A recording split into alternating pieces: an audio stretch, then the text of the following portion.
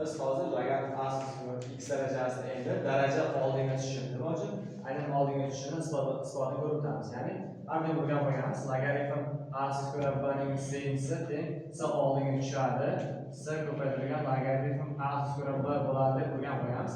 Aslida o'sha formula qayerdan kelib chiqadi? Ya'ni xo'p biz belgilashib olamiz. Logaritm a square x teng qanaqadir m deb olamiz. Bu tarif bo'ladigan bo'lsa x teng a darajasi m bo'ladi.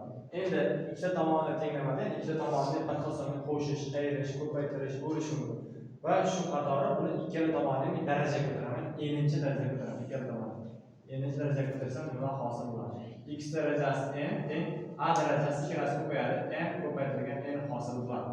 Endi men ikkala tarafni logaritmini, ya'ni a asosiga ko'raman. Logaritm a asosiga. Xuddi ikkala tomon darajaga ko'tardimmi, yo ikkala tomonga bir xil sonni qo'shdimmi yo ayirdimmi?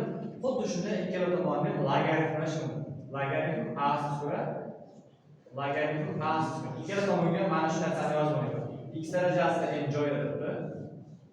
Teng logaritm a square a darajasida n ko'paytirilgan n ko'paytirilgan n hosil bo'ladi. Endi hop mana oldinga tushadigan bo'lsa n ko'paytirilgan n logaritm a square a birga teng. Va mana shu ifodaga kelib chiqadi. Endi logaritm a square x darajasida n teng n ko'paytirilgan n degan mana shu n yozib olamiz. Ko'paytirilgan n nimaga tengdir? Logaritm a square x, ya'ni x darajasida n oldinga tushib logaritm a square x formulasi hisoblanadi.